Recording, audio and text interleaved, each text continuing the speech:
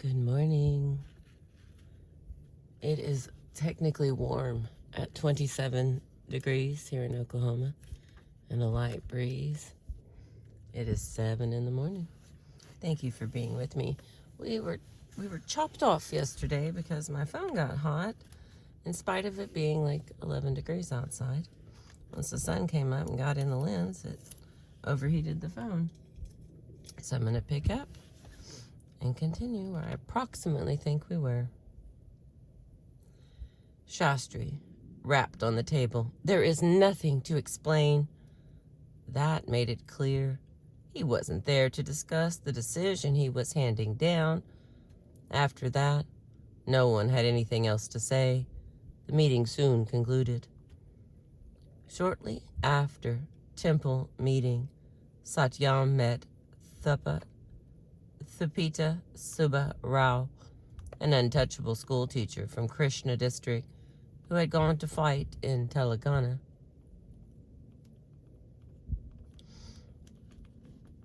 When the party announced that the armed struggle was being withdrawn at the advice of Stalin, Thupita Subba Rao was furious. He could not believe Stalin would say such a thing. He insisted on seeing the Kishan report with his own eyes. The leaders had to show him a copy, and he showed it to Satyam. Oh my God, it's beautiful here. Satyam read the report and saw the party had not been lying. Stalin wanted the peasants to put down their guns. With the report from Stalin, the party leadership was able to silence the many cadres who bitterly opposed ending the armed struggle.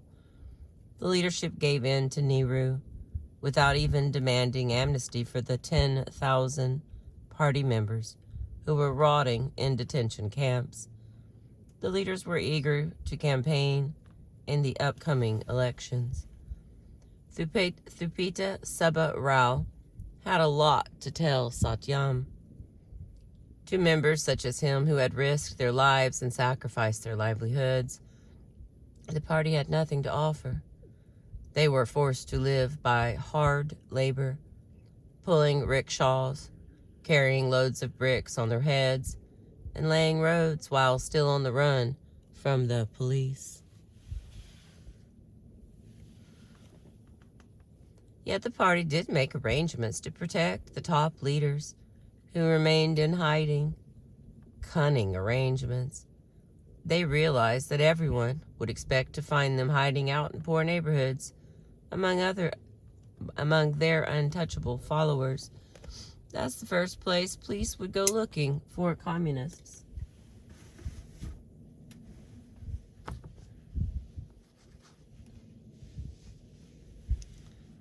All right. So the party leaders did the opposite, hiding out in the most luxurious circumstances imaginable. They installed themselves in fabulous mansions that had, until recently, belonged to Muslim aristocrats who had been ousted along with the Nizam, now converted into hotels. To fit into these surroundings convincingly, they went so far as to outfit themselves in expensive clothes and sunglasses. These things that Satyam heard from Thupita Subba Rao made him think. He thought about what he'd seen with his own eyes since coming to Teleprolu. The Reddys of Teleprolu were all communists, and every one of them owned 60 or 70 acres of land. Papa's classmates wore silk and gold and lived on butter and curds. He heard these things, saw these things, but what did they mean? According to the laws of dialects in Hanumaya, had explained them back at AC College, all things contain contradictions. That is because they are always in motion, either arising and developing, or disintegrating and dying away. Both rich peasants and landless laborers were in the party. Was it necessary for the laborers to ally with the rich peasants to defeat the big landlords? Which was the horse and which was the rider? Elections were coming. The communist candidates filled their nominations while still hiding out in the jungles. This was the first election in India with no property requirements to participate. The poor people were eager to vote for the heroes who had led an armed struggle under the slogan of "Land to the Tiller."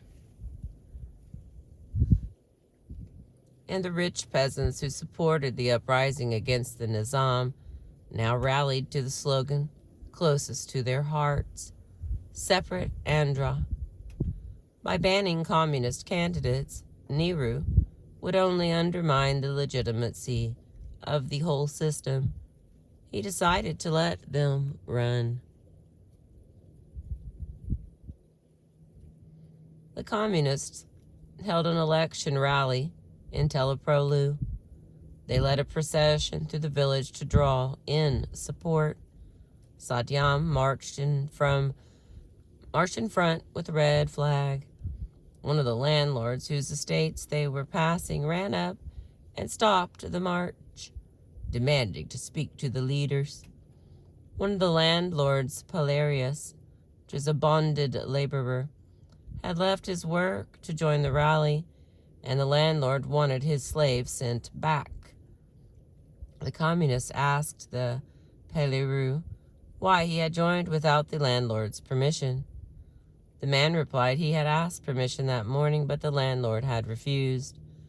When the laborer saw the people marching past with flags and banners, shouting slogans, he was inspired to join them. The communist took the Peleru by his arms, returned him to his master, and marched on. Satyam was stunned. He lowered his red flag. "What is this?" He was told that the servant belonged to his master. When the Peleru became a Peleru, he must have entered an agreement. An agreement between two people cannot be dissolved by a third party.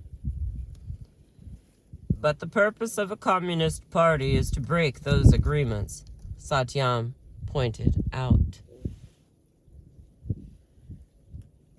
The leaders had nothing to say to that. Satyam saw the contradictions, but he led the rally onward. What was more important in the end? That the Peleru had been allowed to join the rally? Or that there was a party whose rally this Peleru and millions like him longed to join in defiance of their masters? Who was it for? This red flag Satyam waved. Oh, it's so pretty.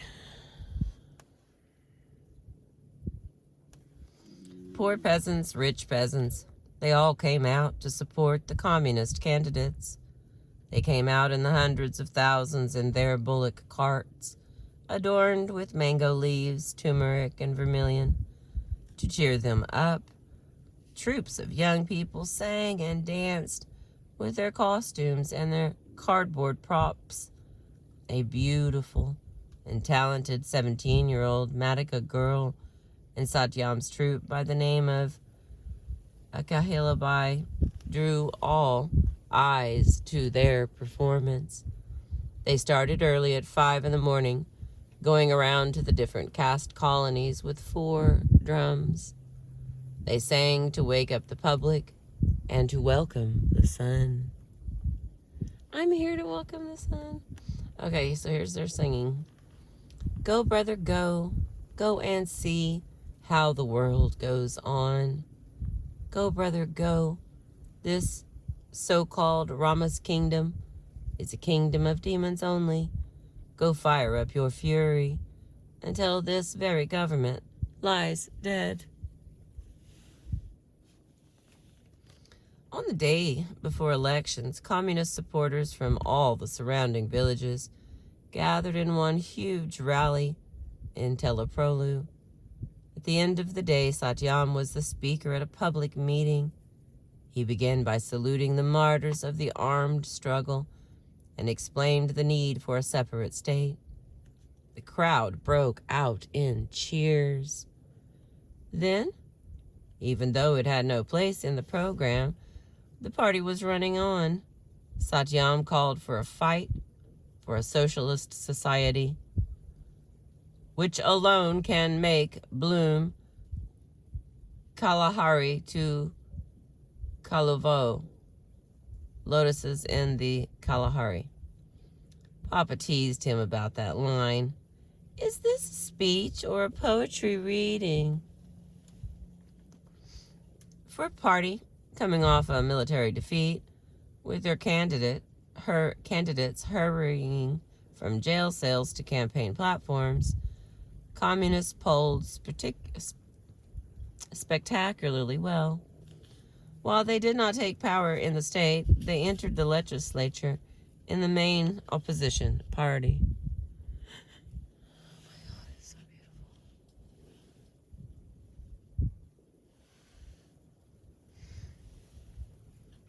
Once the elections were over, Satyam had to find other outlets for his militant spirit.